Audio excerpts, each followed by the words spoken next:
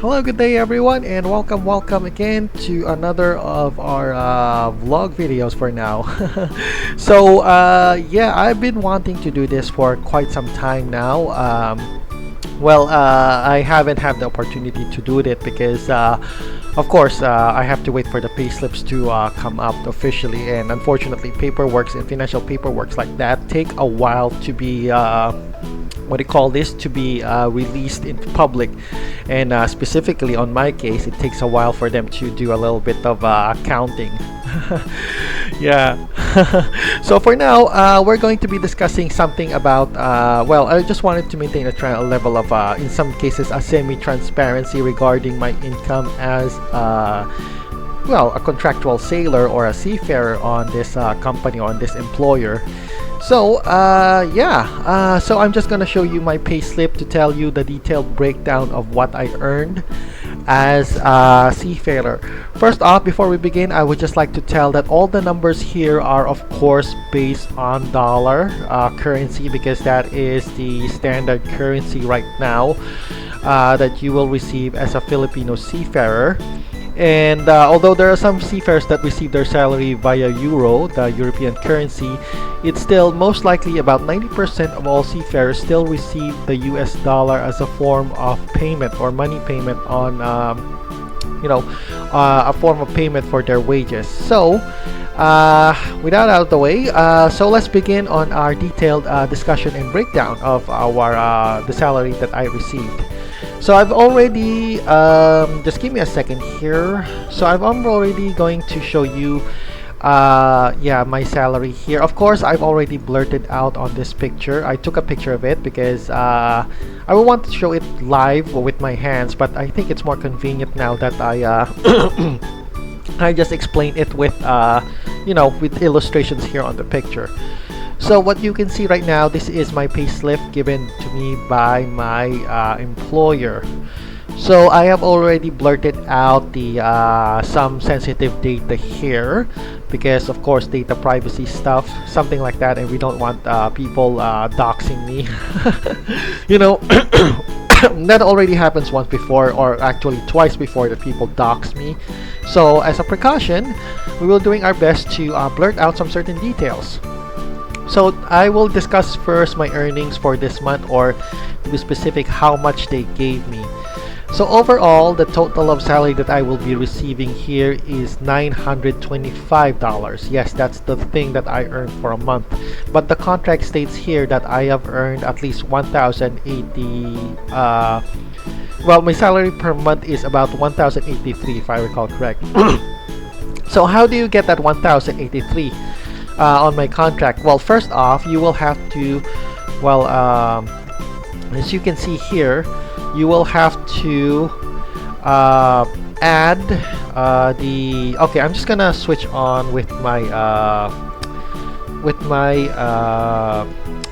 keypad and my mouse.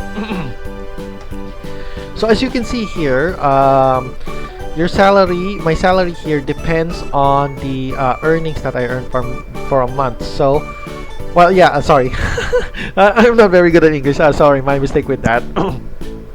Just give me a second. Yeah, sorry about that. Phlegm keeps getting in my throat. But anyway, my monthly salary can be computed on two things. One is the total salary I earn for a month, and of course on my leave pay. Monthly leave pay. So on my case, my monthly leave pay here is 188 to 925. So if we compute that, good thing I have a calculator here, a basic one. So $925 plus $188. So the total is, they kind of increased my pay now last time. I think last I checked it was about 1,083, but I guess there's some sort of additions. So my pay right now is $1,113. So okay. So that is the leave that concludes the leave pay monthly, which is 188 plus this one. So in our company here, or the employer that I have here, the 1,088 $1,113. That is multiplied by, since the dollar right now is 56. So this is the total all in all that I, oh great, 1,100. Just give me a second here. Why do I have God? Okay, so 1,183 multiplied by 56, because that's the dollar value right now. The total earnings that I have right now is 66,248 pesos. So on my job position right now. So that may mean a lot in Philippine money, because of, take note, the reason why the seafarers have a huge, well, not exactly huge, it's exactly the total amount of payment that I will be receiving for a month. The reason why it's large is because the difference between a dollar and Philippine peso right now. And do take note, it does changes. If the Philippine peso gets higher, I will have a lower, I will have a higher salary against the dollar. If it gets lower against the dollar, it means I have a lower salary. So all in all, 66,248 is the salary that I'll be receiving for this month. But take note, we will still have deductions about that, but then we will discuss that later. So the breakdown of my salary, so on that, 1,183 US dollars, $188 will be deducted on my account automatically, because it's the leave pay. It's kind of more like your private piggy bank. When you get back home, it will be released by the company. So leave pay will be released by your employer or by a company as a seafarer when you get back home, not during the contract. So it's kind of like savings stuff. So the breakdown, why I did get the 925 US dollars here. So here's the total breakdown. As you can see here, it's earnings. So this is my total basic wage, which is 513 US dollars. So we have a fixed overtime here. So you're not getting paid for open overtime. So it's just only fixed. That's it, 85 hours. Whether you overdid your work or not, you will still get the same. So best, since it's a guaranteed fixed overtime, so the best method here is don't overdo your work, because you're not gonna get paid extra for it. yes, that is the case when it comes to when it comes to fixed overtime. So the fixed overtime pay is $286. So that's about roughly around okay. Oh God, I really hate the calculator right now. God, what? Okay, yeah, $286. That is about, God. Okay, so my fixed pay is 513. So the total or translation on that on the Philippine peso, it will be at least 28,000. That's the basic pay, right now. Of course, that is the basic, but we'll get to that later. So. And the overtime pay is $286. So multiply it by 56 right now. It's 16,016 pesos. That's the total overtime fixed pay for a month.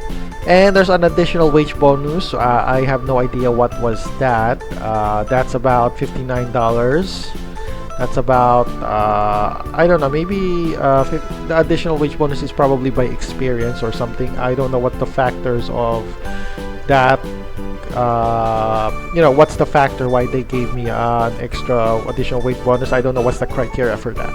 But the 16,000 yeah, the $59 is equivalent to about 3,304.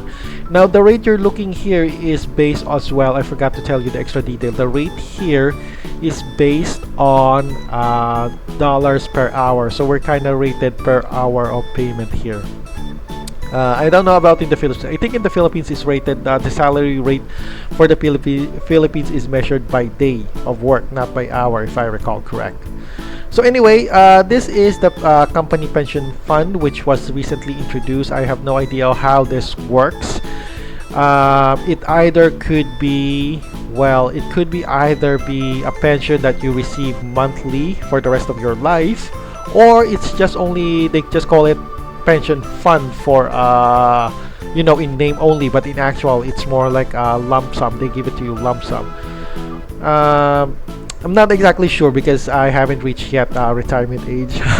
I'm still quite young to reach that, but probably that's the I don't know. I'm gonna take their word for it, what they call this pension fund. But I highly doubt the company would, any private company out there as a seafarer would probably pay you your pension for the rest of your life. You know, I don't think that would be the case, to be honest. So anyway, service allowance, I have no idea what service allowance is. Probably just some perk. So that's about $37. So all in all, you compute this will be a total of 925 US dollars. So this will be the total earnings that I earn for a month. But even though it's $925, that doesn't necessarily mean that you'll get it whole. You will also, as a seafarer, get it with deductions. So we come to the second column here of my salary payslip, this one.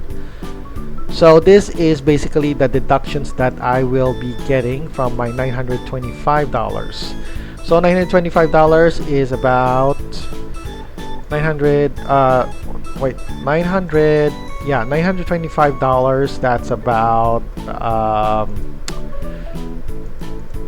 yeah, let's multiply it by 56. There we go. That's about 51,800. That's the total salary that I will be earning for a month, minus the you know, monthly leave pay, of course. But this 51,800 pesos, sorry, I keep referring to dollar. I always translate from dollar to peso. This 51,800 Philippine pesos, you will have a lot of deductions for it, as in lots. So first off, on the deductions as a seafarer is, of course, the pension fund that I mentioned earlier. This is $30. You won't get that because it goes to the company money instead of you, which I have no idea how they manage that. Is it more like a trust fund, like a actual pension, or they just you know, put it on their books and then they take away, or they kind of get the interest on the earning? No, I was kind of thinking how this works out, to be honest. Up to now, I'm still thinking. It could be more like, say, a mutual fund of some sort. I don't have any idea where they get off the dividends while their money still remains the same.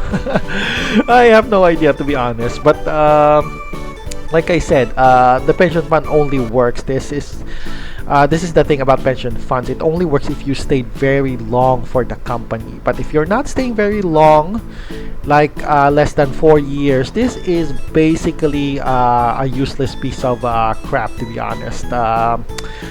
Well, of course, it just only goes to the pockets of the company. You're not gonna get any single cent on it.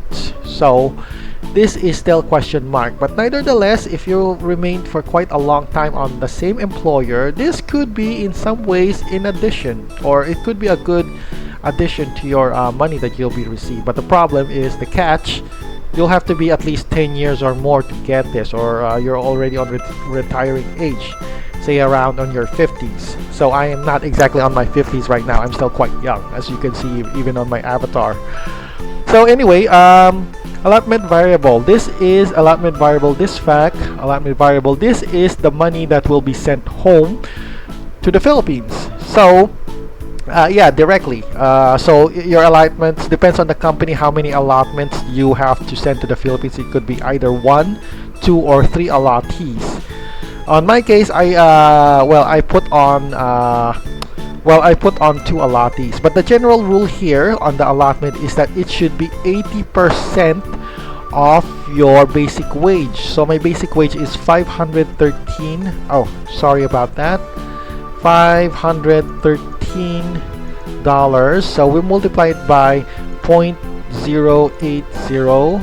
Oh, sorry. 0.80 because that's 80%. So that's about 410. Oh, God. Okay, so 410. So I kind of miss. I'm not very good at math, as you can see. On my computation, it's 410, but actually, the rate here is about 473. So I'm not very good at math, but I'm still discussing the numbers, which is kind of weird, to be honest. But we'll get on to that. But anyway, Yeah, that's the fact on the basic salary that I have, 513. It's supposed to be 80%, but maybe I made something wrong on the computation or something. Because $513 dollars is the 100%, 410. I'll just okay. I'm just gonna change this one.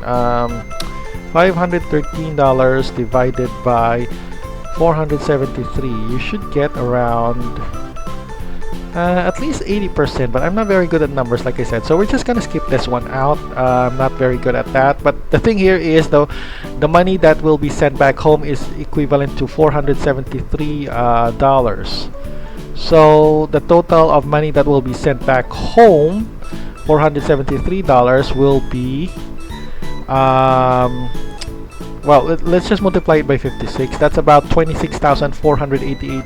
The persons, your allottees back home in the Philippines will receive this money, 46,488. But if you have more than one allottee, like say two, you kind of just have it. You can just divide it by 2. But in real, also it depends upon the company that. It depends on the seafarer's decision, my decision, and the number of allottees. That will depend on how much will the people back home in the Philippines will receive. Now, in my case, the general rule is always total of 80% of your basic salary. So that's it. As long as it's 80%, it doesn't matter on how you divide it, but as long as the totals totally for about 80%. So that's it. So on my case, 26,488, but I have 2 allottees, so I'll probably have to divide that by 2 persons, I guess. Now, Amasoft, this is actually Seafarers Union in the Philippines, so that's about, of course, we're talking about deductions. That's about $7.70. That's about, at least the union fees will be around maybe 400 pesos, less than 500 pesos. But the thing here is also, I'm not sure if our Amasoft or union fees here are that useful. So, actually, it's about $8 to be specific. These are both union fees, but I'm not exactly sure if the Seafarers Union in the Philippines is really that useful to begin with, the seafarers. sorry, let's have a real talk. We're not exactly sure if Amasoft is really doing their job, but I'm not gonna discuss that. I'm just discussing here the deductions. So this is the deductions that I'll be receiving. And another deduction here, slop chest. This is basically, think of it as the items you kinda ask it for on the ship's stores. Like, for example, you want a toothbrush, you want say, well, not exactly a toothbrush. How about say a toothbrush, or say soft drinks. That is the total of deductions that you'll be receiving. Of course, the more items that you get on the store or the ship store, we call it slop chest, by the way. The total of the ship store, the total of items that you get on the ship store is the total of deductions you'll be receiving. Like on my case, I just only ordered a few soft drinks and a few chocolate bars, and that's it. And the total of it is $21. So $21 or 21.71 multiplied by 56, that is a total of 1,215 for grocery items that I 1,215 the Philippine pesos of the total grocery items that I kinda borrowed from the not borrowed, it's more like debt that I have to pay for the ship. So that's about that's the deductions. Another thing, God, I really have to practice my computer skills with this one. So we also have the usual typical deductions that is standard for every typical Philippine employee, either land-based, sea-based, local, or foreign. We have the Social Security contributions, which is $23. That's about 23.50 multiplied by 56. Okay, that's about 1,316. Now you will be asking, how come the deductions that you get here on your social security here is just only total of $23, when in fact you check it, the records of your social security, it's actually doubled. Like say it's about 2,632. Now the main rule here on social security deductions is half of the deductions on the social, or half of the contributions of the social that will be contributed to the social security, half of it will be shouldered by your employer and half of it will be shouldered on your salary. So all of all that, you'll just simply have to multiply the $23 and you get the amount or maximum amount of you'll be receiving, or the amount that is registered on your social security records. So in my case, it's $23.50. So the total actual contributions that I'll be paying that in the total amount that I'll be paying that in the social security is about 2,632. Now this is a bit technical. I am not familiar right now what is the current details of what contributions you will be getting when you retire if you continue to contribute on the social security, Philippine social security. But as of the moment, my contributions for the social security per month is 2,632. But of course, do keep in mind as well on one detail that seafarers don't have a continuous employment contract. They have only contributions. They have only social security contributions that is in accordance on how many months they are employed. If they are not employed on that certain month, obviously the company you're employed will not make any social security contributions. So to make your social security contributions in the Philippines complete for a whole year, the remaining months of it you will have to contribute to the social security, or you have to pay them yourself to the Philippine social security as voluntary contributions, something like that. So this also, now pag-ibig, it's translated in Tagalog as love, but in reality it's more like this is more like housing contributions. So I kind of have some problems with the number on the housing contributions that I have, because I was contributing to a wrong number. Yeah, imagine 10 years of my work and I found out recently after 10 years that I was contributing to a wrong housing number. I mean, what the frack? But anyway, that's my fault. I'm not blaming anyone on that. I should have checked my social security, my housing contribution number from the start, like 10 years ago. So anyway, I've already corrected it. So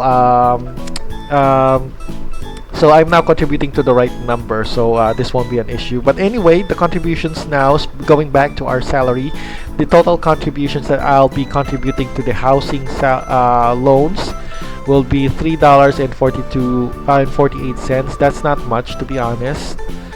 That's about around, I think, 150 pesos or something. Oh, okay, my bad.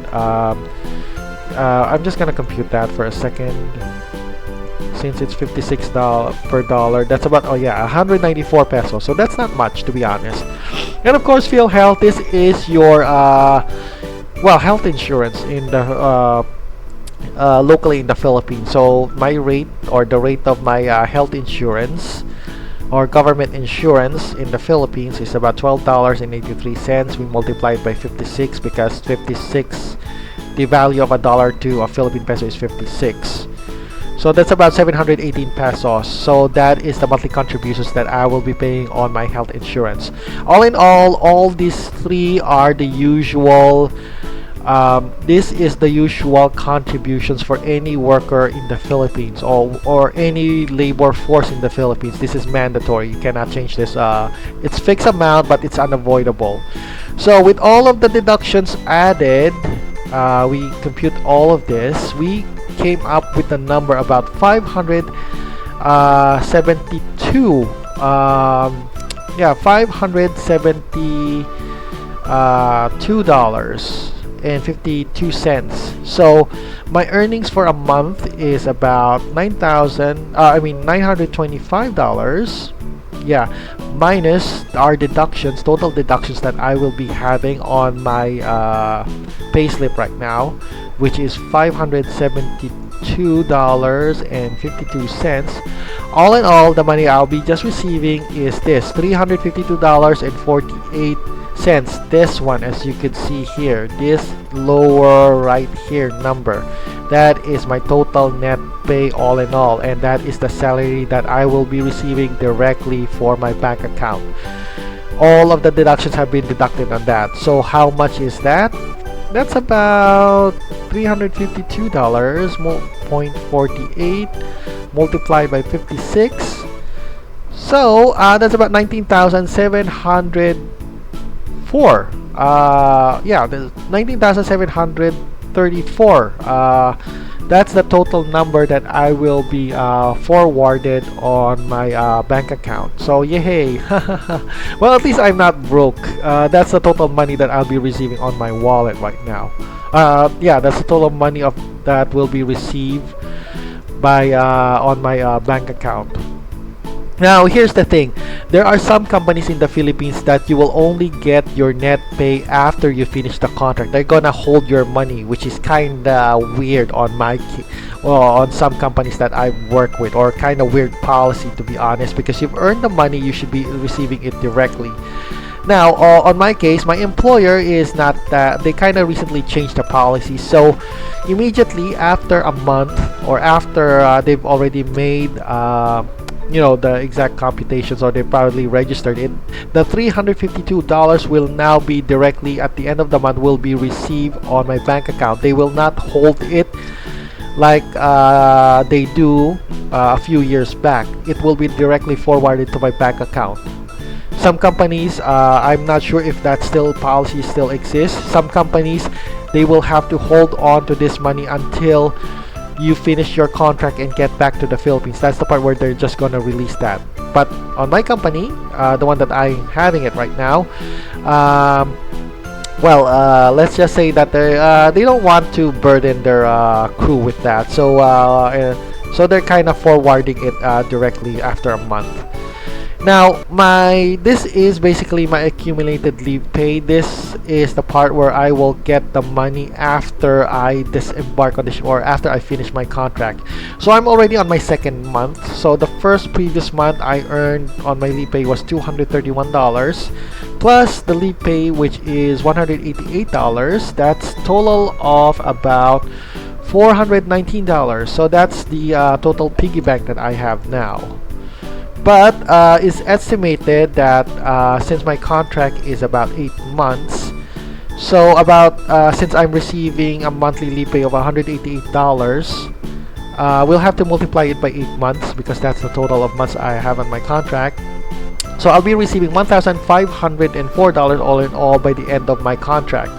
So that accumulates to about $84,224. So that's more like my pocket money when I get back home in the Philippines. Now, do keep in mind, this is your pocket money, and it is best as a sailor to save and conserve your leave pay, because there is no guarantee after you finish your contract you will be employed again by your company. Do keep in mind that as a seafarer, employment is kinda not exactly stable, and there's, like I said, there's no guarantee that when or where you're gonna be employed again. And on my case, if the company, you might be earning $84,224 after the contract, but they'll just let you on standby or be stuck in the Philippines for about a year.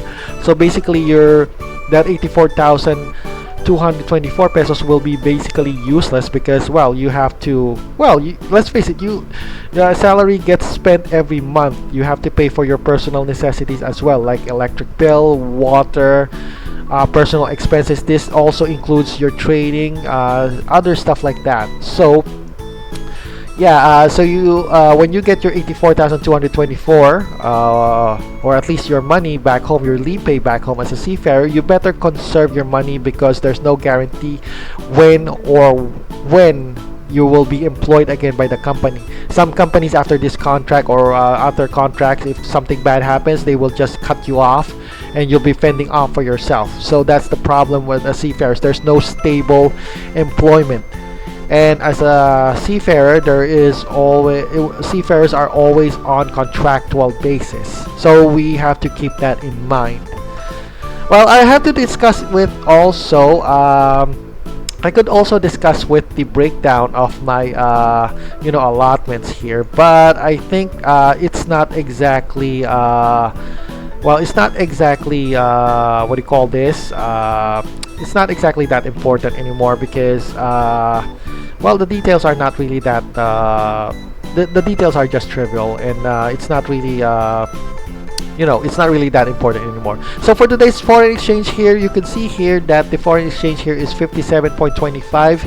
It may increase in the future or it may decrease in the future, but right now this is the basis of the salary that we'll be receiving because of the dollar exchange rate. So there we go. I guess that's the detailed explanation right now of my salary that I'll be receiving every month on this contract. I always wanted to, of course, explain it in detail, and of course, to let the public know how much a seafarer earns. How much a seafarer earns per month, so at least you have a general idea. Of course, it's up to you on this information. You can exploit it or you can use it to enlighten your knowledge. So I guess that's all I have for today on my vlog. So I would just like to ask before I end my vlog video right now, if it's okay with you to like and subscribe on my videos. It will really help me out on my YouTube analytics. It might be a small action for you, but it's a big favor on my part.